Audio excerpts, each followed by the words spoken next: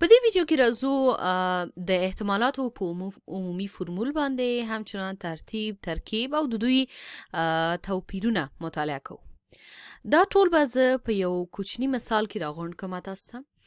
لکه څرنګه چې منګه مخکې هم د احتمالاتو تعریف تاسو ته کړی ده، د هغه پر بنسټ به زه دغه مثال پیل کوم. مثلا منګه احتمال تاسو پیږي چې په انګلیسي کې ورته probability وایي، یعنی څومره چې امکانات د یوې پیښې د پیښېدو سته ده کنه. نو موږ وایو چې دغه پی د چی شي، څومره امکان سته ده د چی شي چې که موږ یوه سکه اته ځلي صحیح ده، اته ځلي پورته واچو او په دې کې درې ځلي هیڅ یا شیر راسي. صحیح ده. نو نظر په همدې څه منګه غواړو پوسو چې که منګه اته ځلي دغه سکه پورته واچو نو څو ځلي به په دې کې شیر راسي. دغه منګه د امکان په عنوان کې څیړو چې څومره امکان، څومره احتمال د شیر د راتللو سره. صحیح ده، ځکه په یو سکه کې شیر او خط وي. نو همدغه عمومي فرمول د احتمالاتو هم وایي چې د درې شیر د راتللو، صحیح ده، یا هم د درې شیر د پیښېدو شمیر، د دغه واقع د پیښېدو شمیر د چی شي څخه د ټولې مساوي امکان پیښو څخه. صحیح ده، یعنی څومره پیښې چې امکان لري هغه څونه دي؟ اته دي. صحیح ده، اته امکانات سته، اته تجربې موږ ترسره کوو او د دې څخه یوازې د درې دانو شیر د راتللو احتمال څیړو، څومره امکان لري چې موږ دغه اته دانو کې درې دانې شیر ولرو. دغه برخه خو ډیره اسانه څیړل کیږي، د دې خاطره چې تاسو پیږئ کله که یو سکه پورته چول کیږي نو په دې کې څو احتمال موجود دي؟ بالکل هر وار یا هر دفعه په فلپ کې یا په پورته چول کې دوه امکانات دي، یا شیر ده یا خط. دا تجربه موږ اته ځلې ترسره کوو. 2 ضرب د 2 ضرب د 2 ضرب د 2 ضرب د 2 یو 2 3 4 5 6 و او ضرب د 2، یعنی 2 په توان د اتو. صحیح ده، 2 په توان د اتو دا ټولې مساوي امکان پیښې دي، یعنی څومره امکانات موجود دي دغومره امکانات موجود دي. صحیح ده، ځکه چې هر ځلي 2 امکانه موجود دي، یو خط یو شیر. دا خو ډیر اسانه ده. دا زه تاسو ته په دې کې ښیم چې که زه مثلا پورته هر یوه سهار دفعې چې دغه سکه پورته اچوم هر یو ته یو خاص نوم کیدم، مثلا یو ځل ته اول دفعه ته اول یو وایم، دویم ته 2، درې ته 3، 4، 5، 6 و اته ځلې پورته اچوم او اته نومه ورته ږدم. صحیح نه، د یو نه تر اتو پورې دې ته فلپ یا پورته اچونه ویلی سم. شي ده، دا فلپونه دي زما. اوس دا په دې مثال کې هم ویلی سم، یا په داسې حالت کې ویلی سم چې زه اته نفران لرم او دغه اته نفران زه غواړم چې په شکل د درې نفرو پرته د دې نه چې د دوی ترتیب په نظر کې ونیسم په یو موټر کې کینوم. دا درې نفره کیدلی سي چې یو 4 او 6 وي، دا کیدلی سي چې مثلا 2، 4 او 9 وي. صحیح، په هر رقم ترتیبونه کیدلی سي، یو کامبینیشنونه البته کیدلی سي، یا ترکیبونه 1، 2 او 3 وي. خو خبره دلته ده چې زه دلته ترتیب هیڅ په نظر کې نه نیسم، ځکه چې ترتیب کې بیا دغه احتمالاتو چانس ډیر لوړ زی.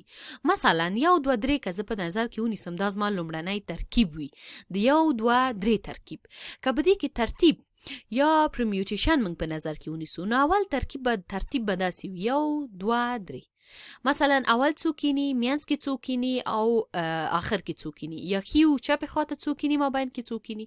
شاید بل دفعه ترتیب داسې چې 3 ښي خواته کینی، یو مینځ کې کینی او 2 چپې خواته کینی. بل دفعه مثلا یو ښي خواته کینی 3 په منځ کې کینی او بیا 2 چپې خواته کینی. ګورئ دغه یو کامبینیشن چې و د 1 2 3 په 3 رقم باندې پرمیوټیشن سو. نو اوس ترکیب پرته د ترکیب څخه صحیح ده یعنی کامبینیشن پرته د پرمیوټیشن په نظر کې نیولو سره محاسبه کوم. یا داسې وایم داسې دغه 8 کسان زه کولی سم په څو ډولو باندې 3 کسان ترکیب کوم صحیح ده. او یا هم د دې دپاره وایم که 8 تجربې تر سره کوم څومره احتمال شته ده چې 3 دانو کې شیر راسي. اوس همدې ته وایي چې د 8 څخه دغه 3 زه څنګه انتخابوم. دې ته ترکیب وایي چې دا څه رقم څیړل کیږي. دا داسې ویل کیږي چې 8 فاکتوریال پر 3 فاکتوریال ځکه چې د مخرج کې منګه لرو n منفي k فاکتوریال یعنی د 8 څخه منګه 3 منفي کوو صحیح ده. یعنی دا 15 فاکتوریال ضرب د همدغه 3 فاکتوریال کیږي. نو اوس دا ساده کوو. خو په پرمیوټیشن کې منګه داسې لکه پی لیکو وایو چې n ترتیبو د k څخه. خو په ترکیب کې منګه وایو د n څخه انتخابو k یعنی n چوز k صحیح ده. د n څخه k انتخابو او د دې فرمول داسې ده چې n فاکتوریال تقسیم پر n منفي k فاکتوریال ضرب د k فاکتوریال. نظر په همدې منګه دا دلته ولیکه. اوس راځئ چې همدلته ساده کو. تاسې پوهیږئ چې 8 فاکتوریال خپله د دې معنا ورکوي چې تاسې ولرئ 8 ضرب د 2 ضرب د 6 ضرب د 5 ضرب د 4 ضرب د 3 او 2 او 1 صحیح ده.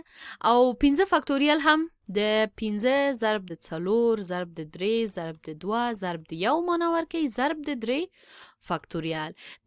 دغه 15 فاکتوریال د دې سره خلاصیږي. یوازینی شی چې پاتې کیږي هغه 7 ضرب د 6 ضرب د 8 ضرب د 2 ضرب د 6 پر 3 فاکتوریال چې 3 فاکتوریال چی شی ده. تاسې پوهیږئ چې 3 ضرب د 2 ضرب د 1 ده چې هغه 6 ده. نو دلته 6 د 6 سره پاتې کیږي. یوازې 6 د 6 سره خلاصیږي. یوازې پاتې کیږي 8 ضرب د 8 ضرب د 2 کیږي 50. یعنی 50 لارو په واسطه من کولی سو یعنی 50 لارې موجودی دي یا 50 چانسه موجود دي چې منګه اوسو کولای چې دغه 8 پیښو څخه صحیح ده 3 وارې شیر راولو. نو دا خو منګه ترلاسه کوي. اوس درازو دغلته دا وضع کوو. ګورئ منګ ویلې د 3 ځلې د هټس یا د شیر راتلو د پیښېدو شمیر دا څونه سو 50 تقسیم پر ټولې مساوي پیښې څومره دي 2 په توان د 8. تاسې پوهیږئ 2 په توان د 8 منګه د کوم ځای نه کړه. منګ ویلې چې هر وار فلپ کې یا هر وار پورته اچول کې 2 چانسه دي 2 احتمال دي چې یو د شیر د بلې د خط. نو د دې ځای 50 زه خپله لیکم دلته 2 په توان د 8 ده مساوي. د دې لپاره چې دا ساده سي تاسې کولی سئ 50 د 2 په توان د 3 یعنی 8 صحیح ده ضرب د 2 ولیکئ او دلته هم 2 په توان د 8 چې 3 د دې سره خلاصیږي پاتې کیږي 9 پر 2 په توان د څو په 15 2 په توان د 15 کیږي 22. اوس که منګه دغه څو دي ودی دغه په دې 2 دیرشو باندې وویشو دا کیږي 0.218 و 15 او که دا اوس موږ په فیصدي واړو نو دا 1.9 فیصد یا سلنه کیږي.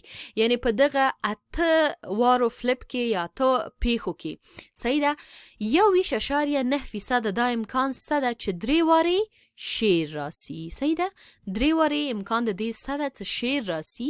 څو سلنه دا امکان شته دا 1.9 سلنه امکان شته. څومره لارې موجودې دي چې موږ دغه ترکیب تر سره کو تقریبا 50 لارې موجودې دي.